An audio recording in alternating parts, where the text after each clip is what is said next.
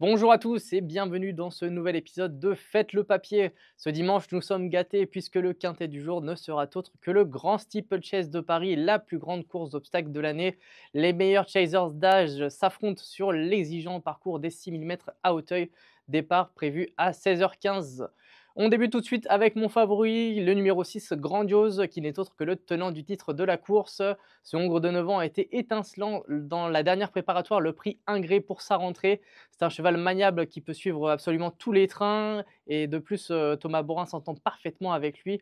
On peut également compter sur la maestria de son entraîneur Louisa Carberry, triple lauréate de cette épreuve, pour l'amener au top le jour J. J'ai retenu ensuite le numéro 10, Goliath Dureux, qui sera au betting sans doute son principal adversaire.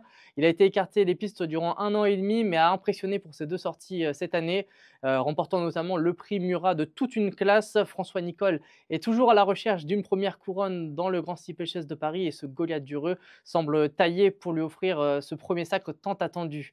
On poursuit avec le numéro 13, Selgem, qui est lui l'ancien vainqueur en 2022 de cette édition de ce Grand Steeplechase de Paris, pardon, et qui a entre-temps connu énormément de soucis de santé.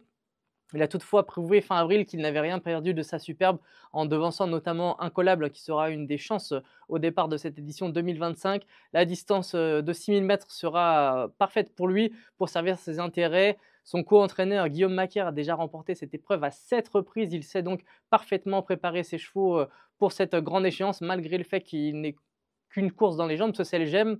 Je fais également confiance au numéro 14, Colo Kiko, vainqueur 2024 du prix Ferdinand Dufort et qui sera le seul 5 ans au départ de cette épreuve. Dans le prix Murat, il a donné une excellente réplique à Goliath Dureux, ne craquant que dans les 50 derniers mètres. C'est pas un cheval qui est de tous les jours, mais dans un bon jour, justement, il est capable de réaliser un vrai numéro et pourquoi pas monter sur le podium. En tout cas, j'y crois. J'enchaîne avec l'autre protégé de François Nicole. Il s'agit du numéro 12, Diamond Carl. C'est un cheval, lui aussi, de très grande classe, hein, qui n'a pas toujours été très chanceux au cours de sa carrière, notamment dans les courses de groupe 1.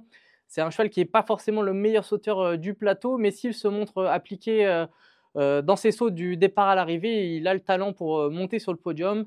Et ensuite, j'ai fait confiance donc, au numéro 9, Incollable, hein. Il faut se rappeler qu'en 2023, il avait été capable de dominer un certain Grandiose dans le prix Héros 12.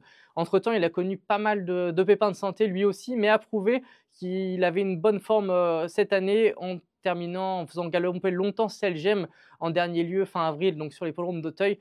S'il est certes barré pour le succès, il a toutefois les moyens, je pense, pour intégrer la bonne combinaison. Ce qui nous donne en chiffres 6, 10, 13, 14, 12 et 9. Pour plus d'informations, rendez-vous sur le site equidia.fr.